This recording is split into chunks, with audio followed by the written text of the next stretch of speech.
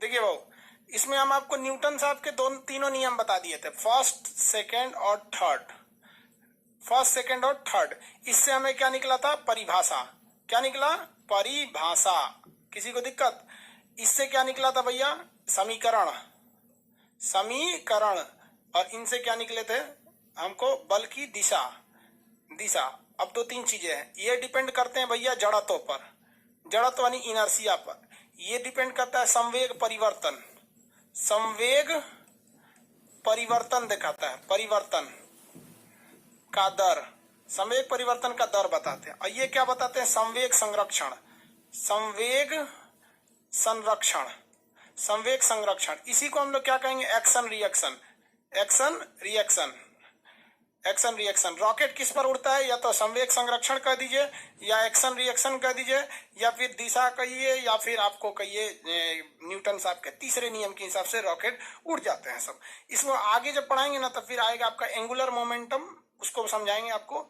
और फिर आएगा रेखीय संवेग, कोणीय संवेग। रेखीय संवेग तो बता दिए, वृत्तीय गति जैसे पढ़ाएंगे तब आपको वहां कोणीय संवेग आएगा। तो फिजिक्स में ना कोई चैप्टर इससे दूसरे से रिलेटेड रहते हैं, इसलिए ऐसा नहीं घबराइएगा कि सर यहाँ बताएं तो नहीं बताएं। एक चीजें और होती हैं, एक होता है कोलिजन, टक्कर, प्रत्यास्थ टक्कर, अप्रत्यास्थ टक्कर, पूर्णतः अप्रत्यास्थ टक्कर। ये जब इलास्टिसिटी पढ़ाएंगे तो आपको एकदम इजीली बता देंगे। बहुत सिंपल होता है, जैसे कहेगा एक बॉल को छोड़ा, क्या बोला, एक 10 मीटर से एक बॉल को गिराया गया, वापस वह केवल 3 मीटर ही उछला। इससे 3 क्वेश्चन कहेगा कि उसका, या तो आप बता दीजिए उसका, आपका जो उसके इलास्टिसिटी कोफिशिएंट, आप प्रत्यास्था गुणांक बता दीजिए, या ये बताइए कि ये प्रत्यास्थ टक्कर था या अप्रत्यास्थ था। तो ये बच्चों की चीज होती है, ये इलास्टिसिटी में पढ़ाएंगे, 2 मिनट में ये निकल जाता है। तो कुछ लोग इसको किस में पढ़ा देते हैं? संवेग में। यहाँ पर तो ये संवेग में नहीं पढ़ाएंगे, हम कहाँ पढ़ाएंगे? आपको इलास्टिसिटी में पढ़ाएंगे। यहाँ पर संवेग यहां तक समझ में आ गया था। आगे देखते हम लोग अभिकेंद्र बल। कौन सा बल? अभिकेंद्र बल। अभिकेंद्र बल क्या होता है? वैसा बल जो केंद्र की ओर काम करता है ना, यानी सेंटर की ओर काम करने वाले फोर्स को हम लोग क्या कहते हैं? अभिकेंद्र बल कहते हैं। कमेंट वमेंट ज्यादा नहीं करेंगे लोग, अब ध्यान से समझिए, फिजिक्स है, इसमें ज्यादा कमेंट आएंगे लोग तो दिक्कत हो जाएगा। क्या कह रहे हैं लोग?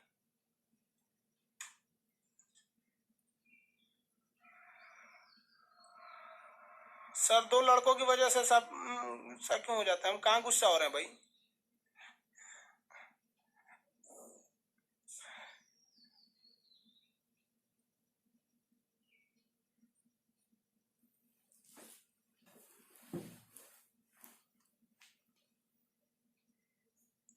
देखिए वो टाइमिंग वगैरह के बारे में आप पिछले बात का छोड़िए। यहाँ देखिए, एक होता है आपका ना सेंट्रीपिटल फोर्स। कैसा? सेंट्रीपिटल फोर्स, यानी वो सेंटर की ओर आने वाला है।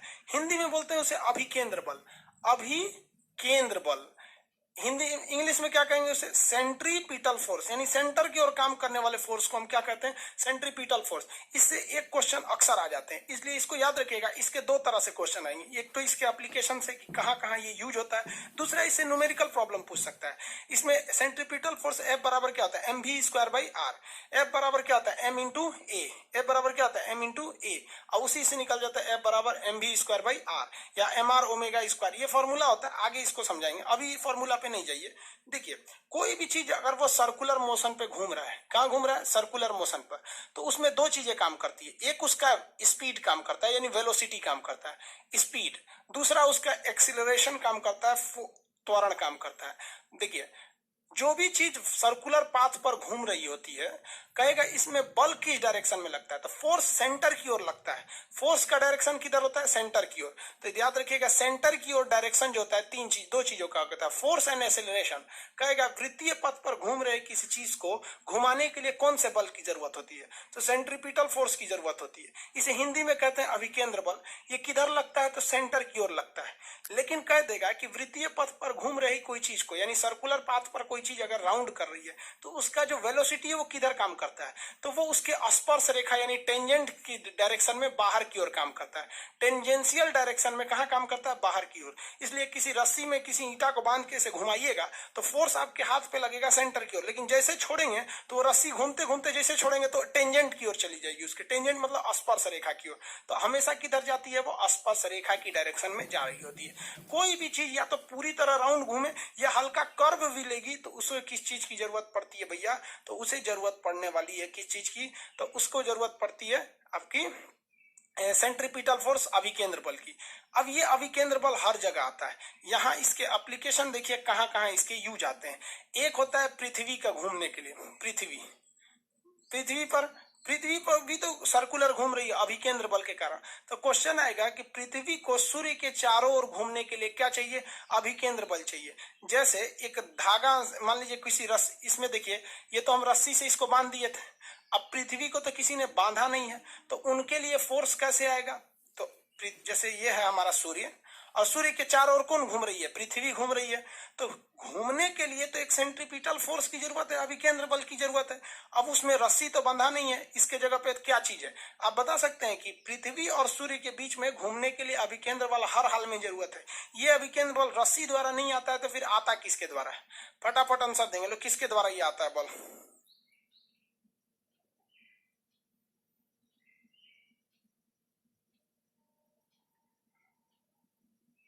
आंसर दीजिए।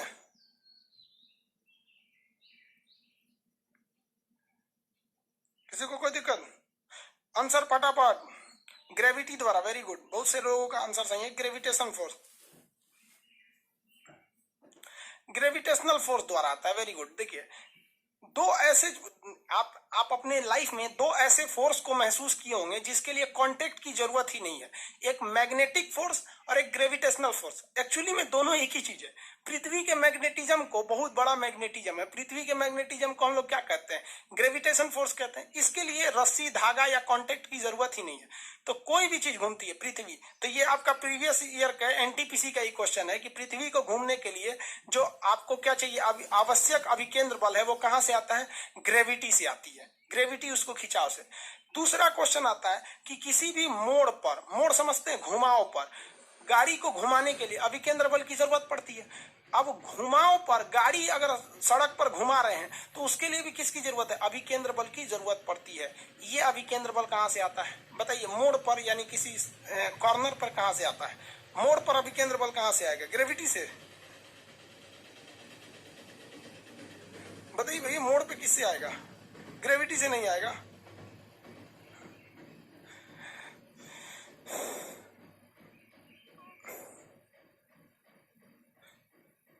निरंजन कुमार, जीएफ द्वारा नहीं भाई, ग्रेविटेशन फोर्स द्वारा नहीं आएगा, स्पीड एंड एंगल के द्वारा नहीं भाई, रोड झुका कर नहीं, रोड झुकाते हैं बैलेंस बनाने के लिए, फ्रिक्शन द्वारा, वेरी गुड। किससे आता है, फ्रिक्शन द्वारा, किससे आएगा, फ्रिक्शन, वेरी गुड। तो ये जब मोड़ पर गाड़ी घूमती है तो फ्रिक्शन द्वारा, फ्रिक्शन। इससे ही आपका क्वेश्चन आएगा, इससे अलावा अगर आपका कोई दूसरा क्वेश्चन नहीं आएगा, दूसरा आएगा तो फिर वो न्यूमेरिकल आएगा। पहले इसको थ्योरी समझ जाते हैं, फिर अभी उसको न्यूमेरिकल बता देंगे।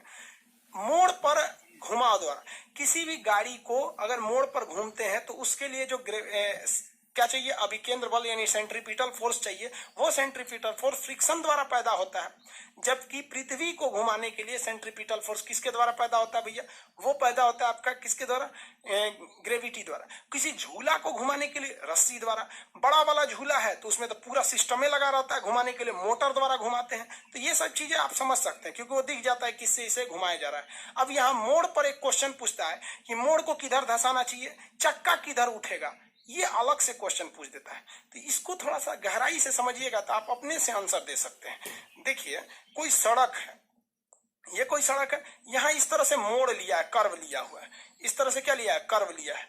तो आप अगर ध्यान से देखे होंगे ना इस सड़क को, तो कर्व जहां लेता है उस साइड के सड़क को थोड़ा सा धंसा दिया जाता है। कर्व जिधर लेगा वहां के सड़क को क्या करेगा, धंसा देगा, यानी इस सड़क को थोड़ा सा धंसा देगा, इस साइड में गहरा कर देगा, इसको डाउन कर देता है यहाँ पर।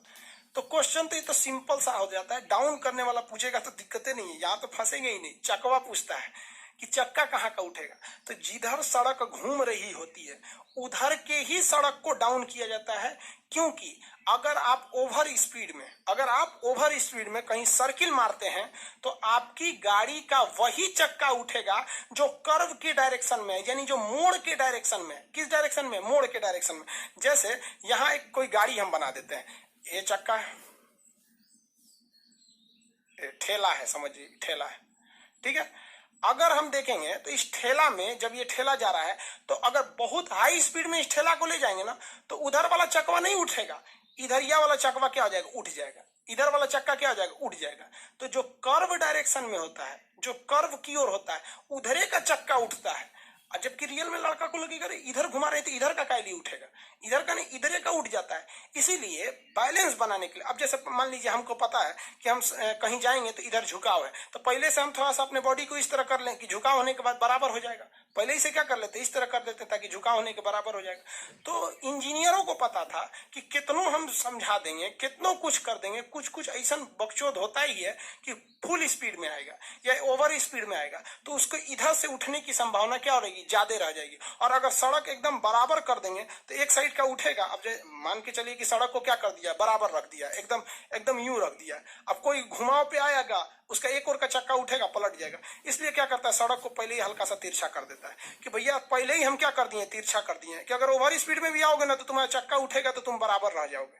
तो ये आप नहीं फंसिएगा कि ढलान किधर होता है, लेकिन फंस जाइएगा कि चकवा किधर का उठता है। तो भैया एक बात बताओ, अगर चक्का बाहर का उठता, चक्का को छोड़ दीजिए, ये तो गधों को भी पता है कि जिधर साइड में ढलान रहता है, जिस डायरेक्शन में ढलान रहता है, यानी सेंटर के डायरेक्शन में, सेंटर का डायरेक्शन कहिए या ढलान का डायरेक्शन कहिए, उधर के ही सड़क को धसाया जाता है। धसाया जाता है कि नहीं। अब इसी पर आप खुद से सोच लीजिए कि अगर बाहर का चक्का उठने वाला होता, अगर ऐसा होता है कि बाहर का चक्का उठ रहा है तो सोच रहा है एगो अपने उठ रहा है और एगो आप इसको धसा दिए तो गड़िया का तो पलटना फिक्स था। तो कभी भी मोड़ पर ढलान दिया जाता है मोड़ के डायरेक्शन में, लेकिन चक्का भी उठता है मोड़े के डायरेक्शन वाला। यानी इसमें हमेशा आंसर किसका हो जाता है, मोड़ वाला। कहेगा कि ओवर स्पीड करने पर किधर का चक्का उठता है, तो मोड़ वाला। इसलिए वो उठने के बावजूद उसको बैलेंस बनाने के लिए चक्का उस साइड के मोड़ को क्या कर दिया जाता है, धसा दिया जाता है। समझ में आएगा कि नहीं आएगा। स्लोप के डायरेक्शन में किसी को कोई दिक्कत नहीं है, आगे किसी को कोई दिक्कत नहीं है। विकास कुमार जी क्या बोल रहे हैं जी।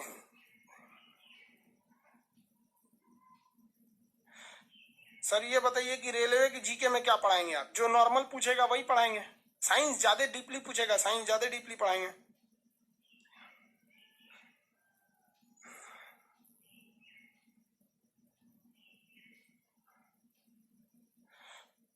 समझ में आ रहा है कि नहीं आ रहा बहू।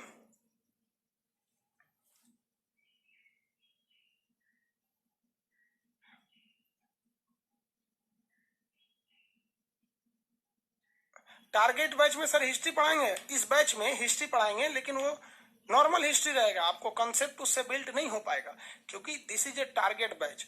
और आपको अगर हम फाउंडेशन की तरह पढ़ा देंगे तो हमारे फाउंडेशन को खत्म होने में मिनिमम 1 साल लगते हैं, 1 साल में आपका फाउंडेशन कंप्लीट हो जाता है। तो आप खुद से सोचिए, बेवकूफ तो है नहीं आपको। हम साइंस आपको एकदम बढ़िया से बता देंगे, लेकिन अगर आप जीएस बढ़िया से पढ़ना चाहते हैं तो फिर आपको सब्जेक्ट वाइज में एडमिशन लेना पड़ेगा। इसमें पढ़े रहेंगे, मेन चीजें बता देंगे जो एग्जाम में आएगा। असहयोग आंदोलन कब हुआ था, चौरी चौरा घाट, मतलब स्टैटिक जीके। आप अगर डिटेल्स में जाके पढ़िएगा ना बैच के कि इस बैच में क्या पढ़ाया जाएगा, तो उसमें लिखा होगा स्टैटिक जीके या फिर नॉर्मल टाइप के जो जीके होते हैं वही पढ़ाएंगे। ये समझ में आ गया ना आपको। सेंट्रीपिटल फोर्स के बारे में, किधर का चक्का उठता है किधर का नहीं उठता है, सेंट्रीपिटल फोर्स। सेंट्रीपिटल फोर्स जो होता है वो हमेशा केंद्र की ओर काम करता है। ठीक है, इसका उल्टा होता है जिसे हम लोग कहते हैं सेंट्रीफ्यूगल फोर्स, अप केंद्र बल। सेंट्रीपिटल और सेंट्रीफ्यूगल, चक्का वाला क्वेश्चन याद रखिएगा, वही आजकल पूछता है। अप केंद्र बल, इसे हम लोग सेंट्रीफ्यूगल कहते हैं, अप केंद्र बल। ये किधर काम करता है, अंदर की ओर नहीं काम करता है। ये किधर काम करता है, बाहर की ओर काम करता है। ये जब भी काम करेगा सेंटर के बाहर की ओर डायरेक्शन में काम करता है, सेंट्रीफ्यूगल फोर्स। इसके कई एग्जांपल आप देख सकते हैं सेंट्रीफ्यूगल फोर्स का। वॉशिंग मशीन, सेंट्रीफ्यूगल फोर्स के एग्जांपल क्या हो सकते हैं, वॉशिंग मशीन हो सकते हैं।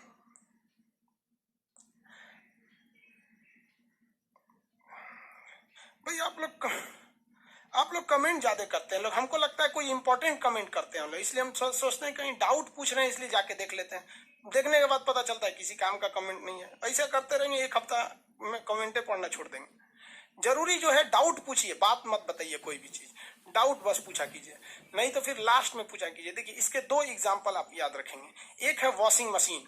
वॉशिंग मशीन का सिद्धांत जो होता है वो इसी पर काम करता है, वॉशिंग मशीन इसी पर काम करता है। वॉशिंग मशीन जो होता है उसके अंदर एक हॉलो इस तरह से होता है ट्यूब, तब होता है। अगर इस हॉलो वाले हिस्सा पे देखेंगे, हॉलो मतलब खाली, तो इस बहुत ज्यादा इसकी दीवारें बहुत घर्षण वाली होती हैं, खुरदुरी दीवारें बनाई जाती हैं। वो स्टेनलेस स्टील की होती है, खुरदुरा होता है ताकि कपड़ा उस पर रगड़ा जाए। और इस पे एक मोटर लगा होता है नीचे। नीचे क्या लगा होता है? एक मोटर लगा होता है। अब क्या करते हैं, इसमें कपड़ा फेंक देते हैं। आप लोग इसमें कपड़ा को डाल देते हैं इस तरह से। ये साफ कैसे करता है? कपड़ा डाल देंगे, पानी वो अपने से सक कर लेता है। अगर ऑटोमेटिक है तो पानी खींच लेता है, टंकी से उसे जोड़ दिया जाता है सप्लाई पाइप से वहां पे। और सर्फ वगैरह डाल दीजिए इसमें, तो सर्फ पानी वगैरह डाल देंगे इसमें ना, तो ये क्या करेगा? मोटरवा घुमाएगा। और इसमें क्या काम करता है? अपकेंद्र बल। जितना घुमाएगा ना इसमें खूब जोर जोर से, तो कपड़ा सेंटर से बाहर भागेगा, केंद्र से दूर भागेगा। ये सेंटर से क्या भागेगा? इस दूर में भागेगा। लेकिन ये दूर भागेगा तो ये वॉशिंग मशीन से कूद के थोड़े भाग सकता है, बाहर रहेगा तो अंदर में। और ये मोटर उसको नचा रहा है, और खूब जोर जोर से मोटर नचा देता है बढ़िया से। अब ये मोटर नचा रहा है तो घूमेंगे और जाएंगे बाहर की ओर। तो बाहर की दीवारें कैसी हैं? खुरदुरा है। बाहर की दीवारें कैसी हैं? खुरदुरा है। अब सर्फ उसमें डाल दिए हैं, पानी उसमें डाल दिए हैं, नचा नचा के साइड साइड में रगड़ रगड़ के धो देगा, किसी को कोई दिक्कत। यही होता है वॉशिंग मशीन। वॉशिंग मशीन में वीआईपी लोग के ही कपड़े धुले जा सकते हैं। जो बढ़िया बढ़िया एकदम बढ़िया से गंदा कर देता है, वॉशिंग मशीन नहीं धुल पाता है। कॉलर वगैरह कहाँ अच्छा से धुलता है washing machine. Washing machine normal के लिए होता है कि आज पहने कल उतार दिए, तो सोचा गंदे कहाँ था, तो खाली महक रहा होगा। वॉशिंग मशीन तो जाके गाँव के लोग के लिए नहीं है ये। तो ये वॉशिंग मशीन होता है, किस पे काम करता है? अपकेंद्र बल के काम पर होता है। इसके अलावे आप दल घोटनी देखे होंगे। दल घोटनी देहात में आप देखे होंगे, जब दाल बनाती हैं महिलाएं तो दाल बड़ा खड़ा खड़ा सा रह जाता है, तो उसको मिलाने के लिए मसाला एक दल घोटनी का प्रयोग करती हैं। इस तरह से रहेगा, लकड़ी की तरह रहता है, इस तरह से। और इसमें इस तरह से खांच बना रहता है, देखें। इसको दाल में डाल के ऐसे ऐसे ऐसे ऐसे दलों में ऐसे ऐसे घोट दिया जाता है, जिसको कहा जाता है दल घोटनी है। क्या है? दल घोटनी है।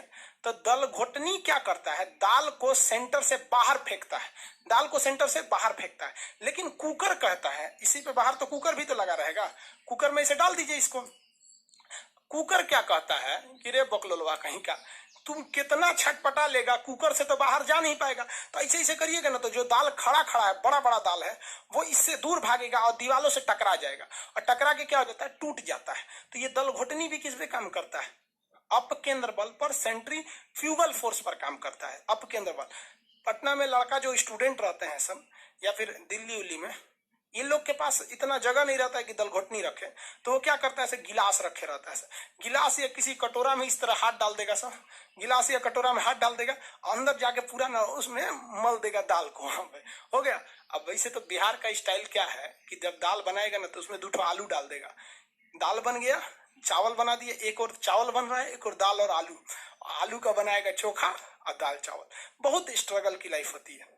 आपको हम क्या बताएं बाबू, जितने लड़के कहते हैं ना कि सर मेरे पास पढ़ने के लिए पैसा नहीं है, तुम्हें हम दिल से दुआ देते हैं यार, तुम लोग का रिजल्ट हो जाएगा। सच बताते हैं, जिसने संघर्ष किया इस जीवन में उसको ये चीज हो जाता है। बहुत उसके अंदर मेहनत आता है पढ़ने के लिए। जिसके जीवन में संघर्ष नहीं है कभी आगे ही नहीं जा सकता है, कभी आगे नहीं जाएगा जो संघर्ष नहीं किया। आपको लगता है खान सर यहाँ आ गए, भाई आप कभी देखे होंगे ना, हम कुछ सारे गुरुद्वारा जो होता है ना, गुरुद्वारा, उसमें जाके खाना खाए हम। सोचो गुरुद्वारा में जाके खाना खाए, वो भी नहीं था मेरे पास। गुरुद्वारा में वो लोग ना गरीब अमीर नहीं देखता है, हिंदू मुस्लिम नहीं देखता है, और वहां जाके वो लोग खाना खिला देते हैं। अनाथ आश्रम में जाके खाए हैं, इसलिए आज भी अपना चलाते हैं। तो ऐसा नहीं है कि किसी को कामयाबी बना के मिलती है, लेकिन जो इंसान मेहनत करेगा ना उसे कभी कोई आगे बढ़ने से नहीं रोक सकता। पढ़ाई से मुंह मत मोड़िएगा, समस्याएं आती रहेंगी जाती रहेंगी, आप पे लोग हंसेंगे। याद रखिएगा मेरी बात, जिस जिस पर ये जग हंसा है उसने इतिहास रचा है। हमारे रिलेशन में बहुत से लोग कहते थे कि का ये लड़कवा को पढ़ा रही है, क्या करेगा, पढ़ के कोई राजा महाराजा हो जाता है। हाँ, एक को भेजिए कहीं काम वाम करने के लिए, सऊदी उदी भेज दीजिए। मुस्लिम लोग तो ज्यादातर सऊदी चल जाते हैं, लेकिन मम्मी मेरी नहीं, मम्मी को पथरी था फिर भी नहीं पढ़ा, कहती नहीं बाबू तुम पढ़ो ही पढ़ो। आज तो मन नहीं करता उन लोगों से बात करने का, और कहते हैं कि देखो पढ़ाई का मतलब क्या होता है। तो इसलिए हम आपको भी कहते हैं, थोड़ी तकलीफ होगी बाबू, आप गरीब घर के होंगे, मेहनती घर के होंगे, थोड़ी तकलीफ होगी, शायद घर से पैसे कम आते होंगे, लॉकडाउन में और कम आते होंगे, तो आप घबराइएगा नहीं बाबू इससे। लॉकडाउन में यदि आपको तकलीफ बढ़ी है तो आप मेरी बात मानिए, आप खुश हो जाइए, बहुत ज्यादा खुश। रीजन समझिए, रेस में जब घोड़ा दौड़ता है ना तो घोड़े के पीठ पर बैठा हुआ उस घोड़े का मालिक उसे चाबुक से घोड़े को बहुत मारता है, बहुत मारता है, घोड़ा को दर्द होता है, वो सोचता है कि मेरा मालिक हमको तकलीफ क्यों दे रहा है। उस घोड़े को पता ही नहीं है यार तुम्हारा मालिक तुम्हें जिताना चाहता है। उस चाबुक के डर से वो घोड़ा दौड़ता है और लास्ट में वही घोड़ा जीत जाता है। तो याद रखिएगा, आपका मालिक ऊपर वाला है। अगर वो आपको बहुत तकलीफ दे रहा है ना, तो आप उस तकलीफ से घबराइए मत, बल्कि खुश हो जाइए कि आपका मालिक आपको जिताना चाह रहा है। जिस घोड़े को चाबुक नहीं पड़ेगा वो कभी रेस नहीं जीत सकता है। तो जिस इंसान को कभी तकलीफ नहीं देगा भगवान, वो कभी आगे नहीं जा सकता है। वो पत्थर कभी नहीं पूजा जाएगा जिसे छीनी हथौड़ी से तराश कर एक मूर्त की मूर्ति न दी जाएगी यहाँ पर। तो आपके जीवन में अगर तकलीफ नहीं आती है तो आप आगे नहीं बढ़ेंगे। और जिन्हें तकलीफ आती है, गरीबी आती है, समस्याएं देखने को मिलती है, पड़ोसी हंसता है, याद रखिएगा एक दिन वही लोग आपका नाम इज्जत से लेंगे वहां पर। और फिर आप उन लोगों से, खैर आप माफ कर दीजिएगा, सबको माफ कर दीजिएगा। ये बहुत बड़ा अपने आप में बल है। सबसे बड़ा बल नाभिकीय बल होता है, सबसे बड़ा बल। और सबसे कमजोर बल गुरुत्वीय बल होता है। लेकिन हमारे हिसाब से सबसे बड़ा बल होता है कि जब आप गुनाह न किए हो और आपको सजा दिया जा रहा हो और फिर आप उसे माफ कर दें। कोई आपसे बिना वजह खफा हो जाए और आप उसे माफ कर दें, ये भाई सब दुनिया का सबसे बड़ा बल है। ये सबके पास नहीं होता है। अगर ये बल आ गया ना तो फिर आप बहुत आगे जाएं। इसलिए तकलीफ नहीं हो जाएगा। बहुत से लोगों का कमेंट देखते हैं, सर हम गरीब हैं, ये बहुत टेंशन नहीं लो भैया तुम लोग।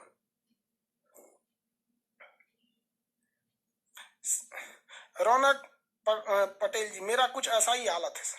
भाई सबकी हालत ऐसी होती है यार। जिंदगी में हम इतने तकलीफ देखे ना, ये अब तकलीफ नहीं होता है तो तकलीफ होती है। आपको हम अपनी रियलिटी बताते हैं कि हमने गरीबी को इतना करीब से देखा है कि कोई अपनी पत्नी को नहीं देखा होगा उतने करीब से। अब तो हमको गरीबी में रहने का आदत हो गया यार। आप मार्च से लेकर और अभी अक्टूबर तक यूट्यूब पर जाओ, मेरे वीडियो देखो, आपको 6 से 7 कपड़े में ही मिलेंगे।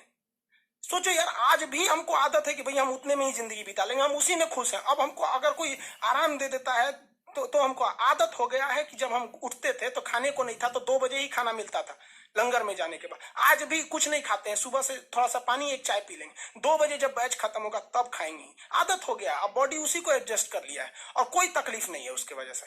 लेकिन हाँ, हम जो तकलीफ देखें, हम नहीं चाहते कि फिर कोई दूसरा देखे, लेकिन अकेला चना भार थोड़ी फोड़ सकता है। आप भी कामयाब हुई, आप भी समाज की सेवा कीजिए। तकलीफ सबको होती है भाई।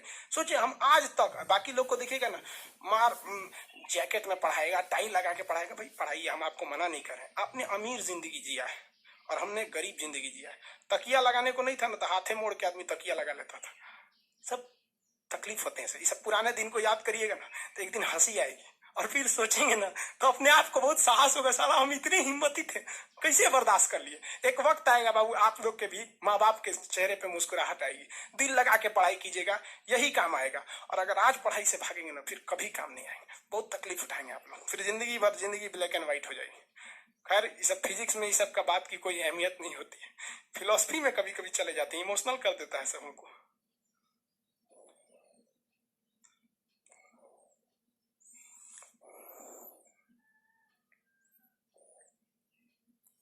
आगे बढ़े। देखो भैया, ये हो गया आपका दल घोटनी। भाई सेम काम करता है ना मक्खन निकालने वाला। मक्खन निकाला जाता है ना, उसी से सेम काम करता है। मक्खन दही से निकालते हैं लोग ना, मक्खन दही से निकाला जाता है। हम तो देहात में रहे नहीं, दही से ही निकाला जाता है। दही में ऐसे रख के ऐसे मथिएगा ना तो दही बीच में आती है। मक्खन जो होता है हल्का होने की वजह से फेंका जाता है साइड में। क्या हो जाता है, फेंका जाएगा साइड में, तो दीवालों पे मक्खन लग जाता है, उसको निकाल लिया जाता है। अरे कृष्ण कन्हैया नहीं थे तो बचपन में तो खूब माखन चोरी किए हैं। उनको कृष्ण भगवान को लोग माखन चोरी बोलते हैं। देखते होंगे जहां कृष्ण भगवान रहेंगे ना, वहां एक घड़ा रहेगा और उसमें एक लकड़ी रहेगी, उसमें मक्खन को ऐसे मथने के लिए, और उसमें कृष्ण भगवान ऐसे जूठा करके खा के चल जाते थे। तो उनको मक्खन बहुत अच्छा लगता था। तो ये किस पे काम करता है, सेंट्रीफ्यूगल फोर्स पे। तो सेंट्रीपिटल और सेंट्रीफ्यूगल में तो किसी को कोई दिक्कत नहीं होगा। आगे समझ में आ रहा है कि नहीं आ रहा है, किसी को कोई दिक्कत नहीं, आगे बढ़े। सेंट्रीपिटल और सेंट्रीफ्यूगल, अरे भाई कमेंट वो करता है ऐसे गजब गजब। सेंट्रीपिटल सेंट्रीफ्यूगल, इसमें आप 2-3 चीजों का ध्यान रखिएगा। कहेगा कि वृत्तीय गति पर, यानी सर्कुलर मोशन पे वेलोसिटी का डायरेक्शन किधर होता है, तो टेंजेंट के डायरेक्शन में बाहर की ओर होता है, लेकिन फोर्स का डायरेक्शन अंदर की ओर होता है। एक्सेलरेशन का डायरेक्शन अंदर होता है। घुमाव पे, सड़कों को घुमाव के डायरेक्शन में, यानी मोड़ की दिशा में मोड़ा जाता है, क्योंकि मोड़ की दिशा वाला ही चक्के के उठने की संभावना होती है, इसलिए मोड़वे को धंसा देता है कि उड़बो करेगा तो बराबर रहेगा। यहाँ पर सेंट्रीपिटल सेंट्रीफ्यूगल, सड़क पर सेंट्रीपिटल फोर्स फ्रिक्शन की वजह से आता है, जबकि पृथ्वी के पास सेंट्रीपिटल फोर्स कहां से आता है भाई, उसके गुरुत्वाकर्षण से आता है।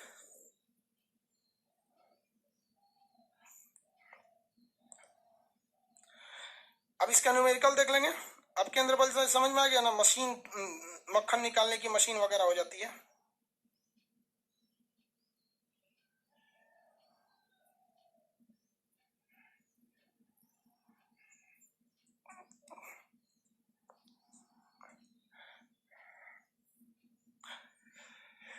अभिकेंद्र बल यानी किसी भी फोर्स को एम एफ से दिखाते हैं। एफ बराबर होता है M v square by are. एक ये होता है M v square by are, समझ आए कि नहीं। एक ये फॉर्मूला होता है। कितने लोग बता सकते हैं कि भी का हम आपको फॉर्मूला बताए थे कि भी बराबर क्या होता है आर ओमेगा स्क्वायर।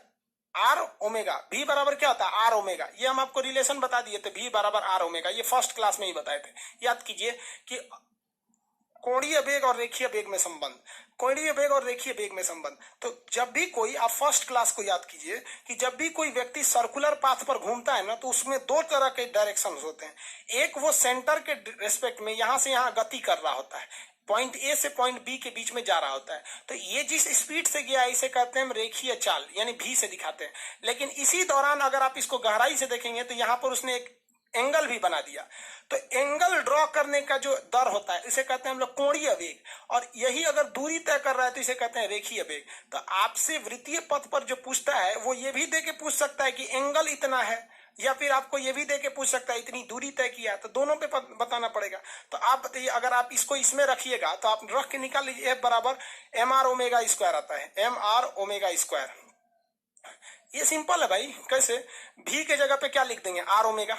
देखिए सिंपल है, यहीं से हम निकाल देते हैं। एफ बराबर क्या है एम, भी के जगह पे क्या लिखेंगे आर ओमेगा, और भी का स्क्वायर करेंगे तो इसका भी स्क्वायर करेंगे। नीचे ऑलरेडी आर है, आर है कि नहीं, इस आर से ये वाला कट जाएगा आर, तो ये तो आर का स्क्वायर ना है। तो यहाँ देखिए एम आर स्क्वायर में से एक आर कट गया है और यहाँ omega square, m r omega square, तो वही यहाँ लिख दिए, दोनों फॉर्मूला लिख दिए यहाँ पे। एफ बराबर क्या होता है M v square by are. क्या हो गया m v square by are. किसी को दिक्कत है?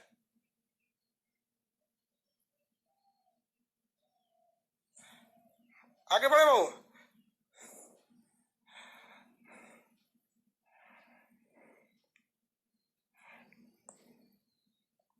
मौत का कुआं आगे बताएंगे। वेरी गुड बाबू। इस तरह का कमेंट किया कीजिए, आपको कोई क्वेश्चन है तो भाई साहब मौत का कुआं पूछे, हम बता देंगे आपको मौत का कुआं क्या चीज है, उसको हम समझा देंगे।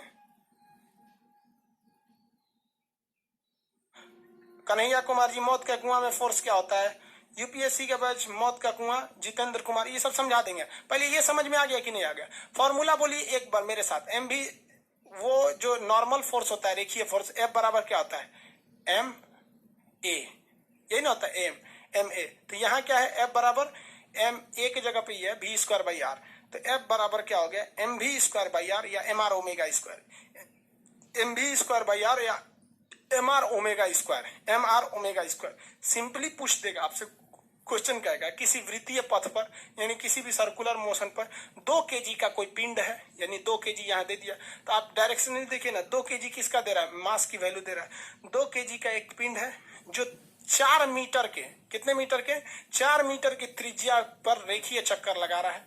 रेखीय वेग से क्या लगा रहा है, चक्कर लगा रहा है। अगर इसका स्पीड कितना है 5 है, 5 मीटर पर सेकेंड, तो बताइए इस पे कितना फोर्स लगेगा। तो सेम चीज तो है भाई, न्यूमेरिकल में कुछ नहीं होता है यार, न्यूमेरिकल बच्चों की चीज होती है। बस इसमें क्या होता है कि आपको सारी चीजें दी रहती हैं, एक कोई ऐसी चीज होती है जो नहीं दी रहती है। ये इजी निकल जाएगा, इसमें थोड़ा सा प्रॉब्लम आएगा। हम दोनों टाइप का समझा देते हैं आपको। इसमें है एफ बराबर एम की जगह बताइए कितना मास है, मास कितना केजी दिया, एम की जगह पे 2 केजी है, 2 केजी है। और मीट कैसे दिया, पागल हो गया क्या, ये मिटा दे रहा है इसको। M v square by are, M था इसका 2 केजी, भी कितना है 5, 5 का स्क्वायर करेंगे तो 5 का स्क्वायर करेंगे 25, और M v square by are करेंगे तो आर का वैल्यू है 4। इससे काटेंगे 2 बार में, ये आ जाएगा 12.5 न्यूटन। कितना न्यूटन आ जाएगा 12.5 न्यूटन। इसमें प्रॉब्लम नहीं होता है, प्रॉब्लम इसमें हो जाता है। ओमेगा बराबर क्या होता है आपको बताइए, ओमेगा बराबर फॉर्मूला बताए थे, ओमेगा बराबर बताए थे ना 2 pi by T, 2 pi by capital T. Omega का फॉर्मूला बताए थे, फर्स्ट क्लास में ही बताए थे। तो आप पीछे का भूलते जाएंगे तो फिर कैसे काम चलेगा। देखिए ये क्या है, m है, mr ओमेगा स्क्वायर है। कहेगा सेम इसी फॉर्मूला पे बता देते हैं कि 2 kg का था, कितने केजी का था, 2 kg का था। और इसमें स्पीड तो देगा नहीं, जब एंगल देगा तो 4 मीटर के त्रिज्या पर ये घूम रहा है। एक चक्कर लगाने में इसने कितना टाइम ले लिया, एक चक्कर लगाने में सपोज इसने टाइम ले लिया 10 सेकेंड। एक चक्कर लगाने में कितना सेकंड टाइम ले लिया, 10 सेकंड टाइम ले लिया। तो आप बताइए इसका कोणीय कितना इस पर फोर्स लगेगा। एम की वैल्यू बताइए। एम की वैल्यू 2 kg का था, रेडियस कितनी थी, 4 मीटर। ओमेगा, भैया ओमेगा बराबर होता है 2π/t, फॉर्मूला बताए थे ना 2π/t, तो 2 की जगह 2π/t। टी मतलब होता है टाइमिंग। टाइमिंग कितना सेकंड लिया है, 10 सेकंड। कितना सेकंड लिया है, 10 सेकंड। तो एक काम करते हैं, यहाँ 10 सेकंड वैल्यू भर दीजिए, 2 चौको 8 हो जाएगा, इसका स्क्वायर करेंगे तो 4π² हो जाएगा, और नीचे टी के जगह 10 का स्क्वायर करेंगे तो कितना हो जाएगा, 100 हो जाएगा। सॉल्व कर लेंगे इसको, काट कूट के कुछ आंसर निकाल लेंगे। यहाँ निकालेंगे तो 25 चौको 100 हो जाता है। यहाँ पर हमको क्वेश्चन दिए जाते हैं तो प्रॉपर कट जाते हैं, वो सवाल प्रॉपर कट जाते हैं। तो यहाँ यही याद रखिएगा कि यही आप फंस जाते हैं, आप ओमेगा को तोड़ नहीं पाते हैं। एक और तरीका है जिससे ओमेगा टूटता है, हम 3 तरीका आपको बता देते हैं, फिर शॉर्ट में हम आपको लिख देंगे कौन कौन तरीके पे आता है आंसर। आप 2 तरीका देखें, ये तो बहुत इजी था, इसमें आपको सब दिख जाते हैं कि उसका स्पीड दे देगा, रेडियस दे देगा, मास दे देगा। लेकिन यहाँ देखिए छुपा के दिया था टाइमिंग, आपको टाइमिंग डायरेक्ट फॉर्मूला में दिख नहीं रहा था, आपको ओमेगा का फॉर्मूला निकालना पड़ गया। समझ में आ रहा है कि नहीं आ रहा है। एक और चीज है कि कभी कभी ओमेगा नहीं देता है, 12:30 तो इसका आ गया।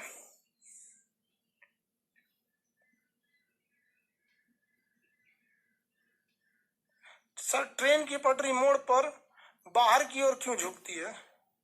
भाई बाहर की ओर कहाँ झुकाया गया रहता है, आप देखबे नहीं किए, आप उल्टा सीधा क्वेश्चन पूछ देंगे। ट्रेन की पटरी हो या सड़क हो, मोड़ की ओर हमेशा अंदर की ओर झुकती है, वो कह रहे हैं बाहर की ओर झुकी रहती है। भाई आपके गांव में झुका होगा, ऐसा नहीं है। नहीं झुकता है यार, आप कैसे बताए, आप बाहर की ओर नहीं झुकता। इस पर एक और क्वेश्चन पूछ देगा। क्वेश्चन ये पूछेगा कि इसी में सुधार देते हैं ताकि आपको आंसर बड़ा इजी समझ में आएगा। एक ही क्वेश्चन को हम दोबारा बता देते हैं ताकि आपको लगे कि नहीं भाई एक ही क्वेश्चन को कई टाइप का पूछ सकता है। यही सामान है 2 kg का, यही है आपका कितना 4 लीटर है, कितने की स्पीड से जा रहा था भाई, ये 5 की स्पीड से जा रहा था। लेकिन अब कहेगा कि ये 1 सेकेंड में 20 चक्कर लगा देता है। पहले था कि एक चक्कर पूरा करने में 10 सेकंड लगा रहा था, अभी यही नहीं बता रहा है कि एक चक्कर में कितना समय में लगा रहा है, लेकिन ये बता रहा है कि 1 सेकंड में इस 20 चक्कर लगा दे रहा है। इस कौन सा अभिकेंद्र बल सेंट्रीपिटल फोर्स क्या होगा, F बराबर यही वाले फॉर्मूला पे लगेगा। इस पे 2 तरह के बनते हैं। F की M की वैल्यू बताएंगे 2 kg, R रेडियस कितना है 4, ओमेगा बराबर होता है 2π। देखिए इसमें 2 चीजें होती हैं, अगर समय दे रखा है, क्या दे रखा है समय, तो 2π/t लगाइएगा, समय दे रखा है तो 2π/t लगाइएगा। लेकिन अगर चक्करों की संख्या दे रखा है, कितना दे रखा है, चक्करों की संख्या दे रखा है तो 2πn लगाएंगे। n मतलब होता है चक्करों की संख्या, 2πn यानी चक्करों की संख्या। ये कोई अलग से नहीं है, उसी का चीज हो जाता है निकालने के लिए। यहाँ पर देखिए अगर कह देगा चक्करों की संख्या, वो चक्कर की संख्या दे रहा है कि नहीं, 1 सेकंड में चक्करों की संख्या, उसे हम आवृत्ति कहते हैं। ये आपको SHM में पढ़ना है, सिंपल हार्मोनिक मोशन में, इसलिए थोड़ा सा आपको टफ लग रहा होगा क्योंकि वहां का चैप्टर का चीज है। धीरे धीरे कोरिलेट करके पहुंचेंगे वहां तक तो इजी बन जाएगा। अगर दिया है कि एक चक्कर लगाने में कितना समय, तो 2π/t, लेकिन दे देगा नहीं 1 सेकंड में चक्करों की संख्या तो 2πn, और इसका क्या है भाई स्क्वायर। अब तो इजीली बन जाएगा, ये हो जाएगा 8, इसका हो जाएगा 4π², n 20 है, 20 का स्क्वायर करेंगे 400, 20 का स्क्वायर करेंगे 400, हो गया। निकाल लेंगे इसको, एक ही फॉर्मूला है, इससे कई टाइप के क्वेश्चन पूछते हैं। NTPC वालों को सब बैच लेना जरूरी है? नहीं भाई, आप NTPC के हैं ना तो केवल इसी बैच में रहिए, आपका काम हो जाएगा, ठीक है। बाकी आप रीजनिंग और मैथ कहीं और पढ़ लीजिएगा। NTPC के लिए केवल कर रहे हैं तो ये बैच एनफ है। हम इसमें आपको मतलब हिस्ट्री पॉलिटी भी थोड़ा थोड़ा बता देंगे जो एग्जाम के लिए जरूरी होता है। जैसे हम बता देंगे राष्ट्रपति का अध्यादेश, राष्ट्रपति का अध्यादेश 123 अनुच्छेद में आता है। अधिकतम अवधि 6 महीना, सत्र प्रारंभ हो जाए तो 42 दिन, काम खत्म। बस इतना ही पढ़ाएंगे, काम खत्म। लेकिन जब फाउंडेशन में आएंगे तो उसमें यूपीएससी लेवल का पढ़ाएंगे कि किस देश से लाया गया है, पहली बार प्रयोग कब हुआ, क्या क्या कंडीशन हो सकते हैं, बस यही फर्क रहेगा। इसमें ऊपर ऊपर पढ़ा देंगे, इसमें साइंस डिटेल से पढ़ाएंगे। जो इसमें साइंस पढ़ते हैं उनको अलग से साइंस पढ़ने की जरूरत नहीं है। विनय कुमार, क्या पूछते हो बेवकूफ कहीं क्या? सर एनटीपीसी वालों को ये सब पढ़ना जरूरी है, तो ये सब फालतू पढ़ा रहे हैं रे।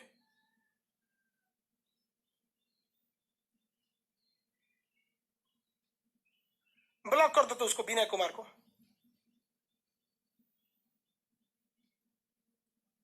यही सब तो लोल होता है, तो मतलब क्या दिमाग चटवा रहे हैं यहाँ फालतू पढ़ा के यहाँ पे।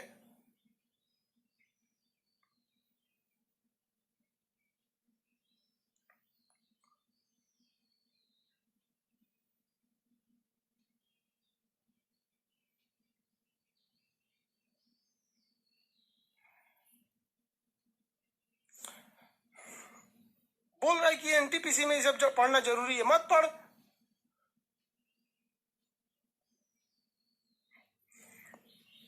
देखिए, जो आपका अभिकेंद्र बल है, अभिकेंद्र बल, इससे न्यूमेरिकल के लिए दो ही फॉर्मूले हैं, लेकिन न्यूमेरिकल के टाइप तीन तरह से होते हैं। फॉर्मूला नंबर 1 और फॉर्मूला नंबर 2। फॉर्मूला नंबर 1 होता है F बराबर mv²/r, mv²/r। ये किसी से भी ये एकदम आराम से बन जाएगा, गधा भी रहेगा तो बना देगा भाई, कुछ ना कुछ पूछेगा, आपको चाल दे देगा, त्रिज्या दे देगा, कुछ तो पूछेगा यार, इतना बच्चे का चीज है। एक हो जाएगा F बराबर mr⍵²। यहां दो तरह से क्वेश्चन पूछेगा। यहाँ कितने तरह से पूछेगा? दो तरह से।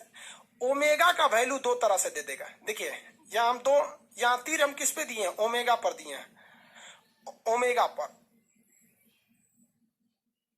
कैसे ओमेगा पर दिए हैं कि ओमेगा अगर समय दे रहा है, क्या दिया है? चक्कर का समय, चक्कर का समय दे रखा है। चक्कर का समय मतलब क्या होता है? टाइम, टाइम दे रखा है। तो ओमेगा बराबर क्या होता है? 2π/टाइम, जो पूरा उसका टाइम पीरियड है। तो यहां ओमेगा की जगह क्या रख दीजिएगा? 2π/t। और फिर ये तो नॉर्मल सॉल्व हो जाएगा, क्योंकि त्रिज्या दिखी जाएगी। त्रिज्या मतलब होता है रेडियस, और मास दिखी जाएगा। और अगर कह देगा चक्कर की संख्या, चक्कर की संख्या, संख्या, तो उसे टाइम नहीं कहते, उसे फ्रीक्वेंसी कहते हैं, आवृत्ति, फ्रीक्वेंसी कहते हैं। तो इसके लिए फॉर्मूला हो जाएगा 2πn, 2πn, ठीक है। तो इसके जगह क्या रख देंगे? 2πn। बाकी तो नॉर्मल चीजें सॉल्व हो जाएंगी, यही होता है फॉर्मूला। और बाकी क्या पूछेगा? तो एक और चीज पूछता है इसमें, उसको भी यही शॉर्टकट में लिख लीजिए। पहला पूछेगा पृथ्वी क्यों घूर्णन कर, पृथ्वी को घूर्णन के लिए कहां से आता है अभिकेंद्र बल? तो ग्रेविटी से आता है। घुमाव पर, जिसे हम लोग कहते हैं मोड़ पर, मोड़ पर कहां से आता है? तो फ्रिक्शन से आता है, यानी घर्षण से, फ्रिक्शन से आता है। यहाँ पर तीन चीज पूछता है कि सड़क को किधर की ओर धंसाया जाता है?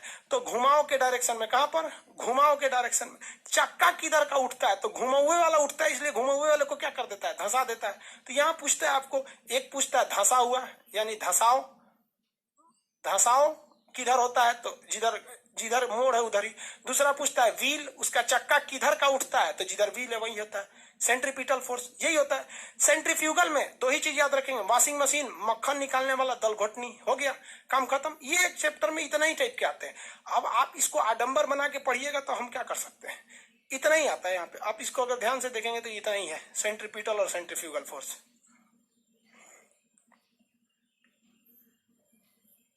सर ग्रुप डी के लिए भी बैच लेना जरूरी है। कब ग्रुप डी में सेंट्रीपिटल फोर्स का दूसरा फॉर्मूला होगा? भाई आप बेरोजगारों से नहीं, बहुत से टीचर करोड़पति हो गए।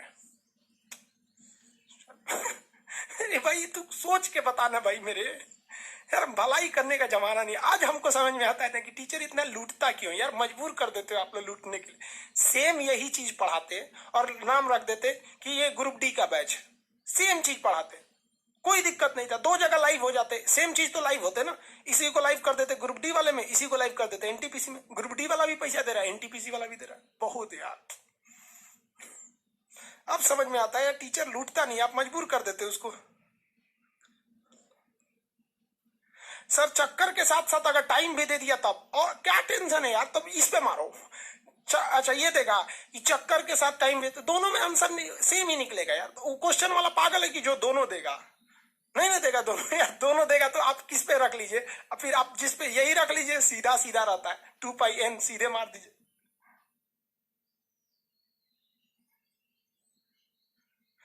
कृपया करके स्क्रीन वाला पीडीएफ दे दीजिए। स्क्रीन वाला पीडीएफ वो निकाल देते हैं, लेकिन अपलोड करने में बड़ा दिक्कत आ जाता है सर। इन लोगों को देखकर सुकून मिलता है, हमको भी जनसंख्या बढ़ाने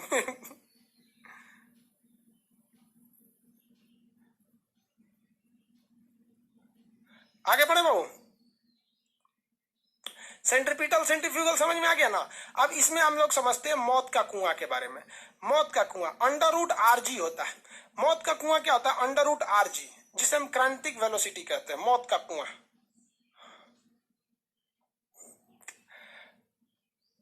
जिसे हम क्रिटिकल वेलोसिटी कहते हैं, critical velocity, critical velocity √RG, इसे हम लोग क्रिटिकल वेलोसिटी कहेंगे, क्रिटिकल वेलोसिटी। इसे हिंदी में क्या कहेंगे? क्रांतिक चाल या क्रांतिक वेग। इसमें कंफ्यूज नहीं हो जाएगा, चाल वेग में तो पहले पढ़ा दिया। देखो भाई, जब तक फिजिक्स जिंदा है आपको ये क्रिटिकल यानी क्रांतिक शब्द हर जगह मिलेगा। क्रांतिक कोण, क्रांतिक दाब, क्रांतिक तापमान, क्रांतिक चाल, क्रांतिक कोण। अरे भाई साहब बड़ी जगह पूछता है क्रांति। इंग्लिश में कहते हैं critical angle, critical velocity, critical temperature, critical pressure, critical volume, बहुत जगह मिलेगा। एक काम करते हैं, अभी फरिया लेते हैं इसको, ये है क्या क्रिटिकल। आप फिजिक्स की दुनिया से हट के अपनी जिंदगी में आप लोग बड़ी सुने होंगे क्रिटिकल का यूज। क्रिटिकल अक्सर डॉक्टर बोलता है यार बड़ा क्रिटिकल कंडीशन है।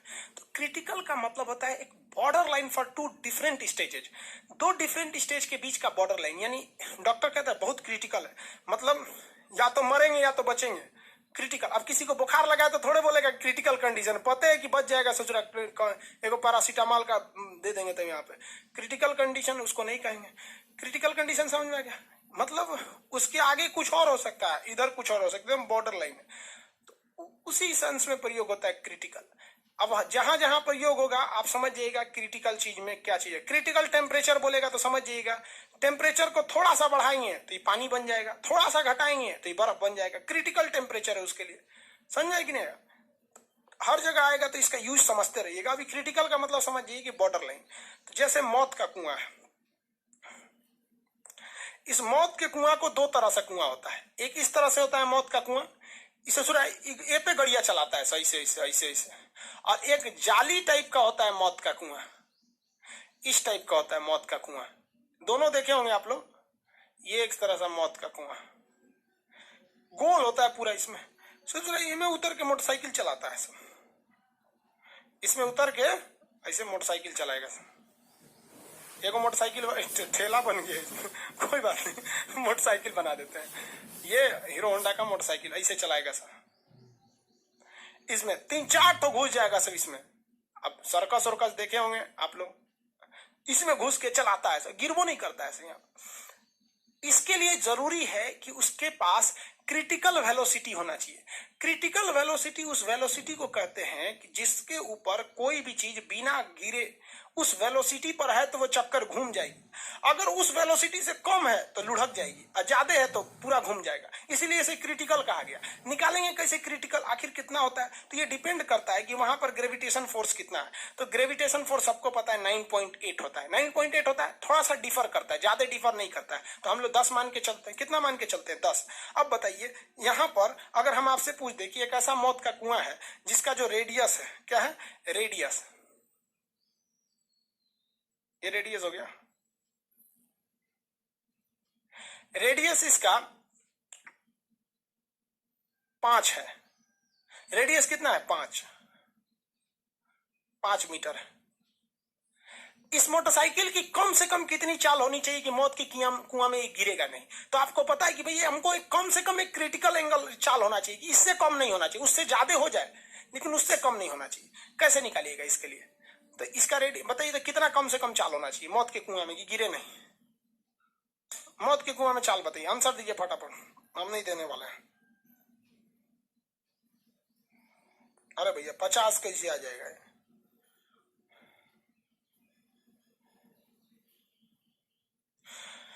नीतीश कुशवाहा जी आप क्या लिख रहे हैं सर? मेरा नाम लेकर भी रिप्लाई कीजिए सर जी। रेडियस को नीचे कम रहता है, उससे ऊपर ज्यादा रहता है। अच्छा, रेडियस सर नीचे ज्यादा रहता है, कम कम और ज्यादा रहता है। एक बात बता भैया कि क्रिटिकल वेलोसिटी से ज्यादा रहेगा तो कोई दिक्कत नहीं है, उससे कम नहीं होना चाहिए, कम नहीं होना चाहिए कभी भी। और रेडियस, इनका कहना है कि सर यहां घूमेगा तो रेडियस कम रहता है, तो भैया क्रिटिकल वेलोसिटी एक मिनिमम वेलोसिटी है, इससे कम नहीं होना चाहिए। तो हम मैक्सिमम रेडियस मान के चल लेते हैं कि कितना है, उससे नीचे गिरने ही नहीं देंगे, तो रेडियस कहीं भी अलग आएगा, कोई दिक्कत नहीं है। कितना होगा भाई? अरे इस पे नहीं निकाल पा रहा है लोग। अरे 7 आंसर आएगा यार, क्या कर रहा है लोग, तुम लोग दिमाग खराब कर देता है लोग। अरे ये वैल्यू अंडर रूट लगाओ, रेडियस कितना है 5, जी की वैल्यू 9.8, जी की वैल्यू 9.8, 10 लोगे तो 50 आएगा। अंडर रूट कितना आएगा? लगभग 49। 49 का वैल्यू कितना होता है? 7 मीटर पर सेकेंड। इससे कम नहीं होना चाहिए, 7 मीटर पर सेकेंड से कम नहीं होना चाहिए। इससे ज्यादा हो जाएगा तो चलेगा, लेकिन इससे कम नहीं होना चाहिए। समझ में आ रहा है कि नहीं आ रहा? ये है क्रिटिकल वेलोसिटी। पता नहीं क्या निकाल के दे रहा है, ऐसा सीधे बोलते था 50, 5√2 इसको ले आके रहा है। लगभग में निकालो ना यार, लगभग नहीं समझते हो। अब आप ही बताओ ना यार, एग्जाम्पल में अगर 50 आ जाएगा एग्जाम में तो सीधे मारो ना 7, लगभग 49 है। इतना दिमाग रखिए यार। ग्रुप डी वाला सही पूछ रहा है सर, ग्रुप डी के लिए अलग बैच नहीं क्या? उस समय यही सब क्वेश्चन पूछता है सर। अप्रोक्स हाँ सही है। चलिए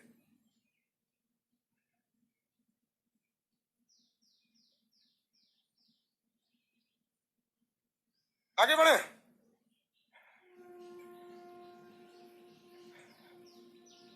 इंडियन पॉलिटी के एक लड़का का क्वेश्चन बहुत बेहतरीन था, नाम नहीं पढ़ पाया उसमें, कि सर इस मौत के कुएं में रेडियस अलग अलग हो जाता है, कभी कभी ना ये यहीं चक्कर लगाने लगते हैं, यहीं पे पूरा घूमते नहीं है सब। सही बात है, सर्कस देखा है अच्छा से, पास बैठ के देख ले, करे कि सर यहीं चक्कर लगाते रहते हैं सब, तो इसका तो रेडियस कम है। तो भैया एक बात बताओ, मैक्सिमम रेडियस तो हमने निकाल लिया, मैक्सिमम। अब ये रेडियस जो भी होगा इससे तो कम ही होगा ना जो यहां पर घूम रहा है। हमने 5 वैल्यू मान के निकाल लिया रेडियस का 5 मीटर को, तो इससे तो ये कम ही ना होगा। मान के चलिए 3 होगा, सपोज कीजिए, मान के चलिए कितना होगा? 3 होगा। तो इसको भी निकाल के देखिए ना जी, 3 होगा तब। सपोज कीजिए कि ये नीचे वाला कितना है? 3 है, तो निकालिए अंडर रूट 3 के हिसाब से। 3 गुणे 9.8, सॉरी 3 इंटू 9.8, लगभग ये कितना हो जाएगा? 9 3 27 मान लीजिए, अरे जो भी मान लीजिए 30 हो गया ना, ये 30, इसमें कितना हो जाएगा? ये लगभग 5.5 आएगा। कैसे समझिए? अंडर रूट 25 का वैल्यू 5 होता है ना, और 36 का क्या हो जाता है? 6 हो जाता है, तो लगभग 5.5 होना चाहिए। यानी यहां घूमने के लिए, समझिए भाई, एक्यूरेट पे मत जाइए, आप समझिए यहां पर, यानी यहां घूमने के लिए कम से कम चाल कितनी चाहिए? कम से कम 5.5, मतलब इससे ज्यादा हो जाएगा चलेगा, लेकिन कम नहीं होना चाहिए। लेकिन यहां घूमने के लिए चाल कितना चाहिए भैया? 7। तो हम क्यों यहां पे निकाले? हम तो हर कंडीशन पे निकाल देते हैं, यानी अगर मैक्सिमम रेडियस लेके निकाल देते हैं, मैक्सिमम रेडियस यानी डायमीटर के हिसाब से, रेडियस के हिसाब से, तो वो आपकी मैक्सिमम क्रिटिकल एंगल आएगा कि अब आप इस मौत के कुआं में किधरों घूमते रहिए। समझ में आ रहा है कि नहीं आ रहा है? तो क्रिटिकल एंगल वह एंगल होता है जो कम से कम बताता है कि इससे नीचे नहीं होना चाहिए, इसलिए मौत का कुआं से आदमी नहीं गिरता है। आप अगर देखेंगे पानी का बोतल है, तो मेरा हाथ है, यह हाथ, मेरा हाथ कितने मीटर का होगा? लगभग 1 मीटर का। मेरा हाथ कितने मीटर का होगा? लगभग 1 मीटर का। 1 मीटर का हाथ है मेरा, तो मेरे लिए क्या हो जाएगा? 1 गुणे 9.8, 9.8 यानी अंडर रूट लगभग 10, लगभग 10 मतलब 3। अरे 9 रहता तो 3 हो जाता, 3 यानी 3 मीटर पर सेकेंड की चाल से अगर हम इस बोतल को घुमाएंगे तो पानी नहीं गिरेगा। देखिए इस बोतल में पानी है, यह यहाँ पे। अब हम 3 से कम नहीं होना चाहिए, ज्यादा रहेगा तो कोई दिक्कत नहीं है, इसको हम घुमा देंगे पानी नहीं गिरेगा। देखिए बोतल यहाँ पे ढक्कन है इसका, कहाँ गिर रहा है पानी? गिर रहा है नहीं। अगर वही धीमा स्पीड से करेंगे, खिंचाइन हो गया पूरा साफ कर, जहां स्पीड धीमा करेंगे गिर जाएगा यहाँ पर, किसी को कोई दिक्कत? तो यार ये क्रिटिकल वर्ड ही ऐसा होता है कि भाई इससे नीचे नहीं होना चाहिए, ऊपर हो जाएगा तो चलेगा। अब यहाँ पानी गिर के खिंचाइन हो गया पूरा। नेक्स्ट क्लास में मिलेंगे, शायद कल का क्लास आपको डिस्टर्ब मिले, क्योंकि हमको थोड़ा सा दिखाना है डॉक्टर को। आपको नोटिफिकेशन आ जाएगा। पूरा कोशिश करेंगे कि क्लास डिस्टर्ब ना हो कल का, लेकिन फिर भी हो तो नोटिफिकेशन चेक कर लीजिएगा। ये आपका क्रिटिकल हो गया, मौत का कुआं, समझ में आया?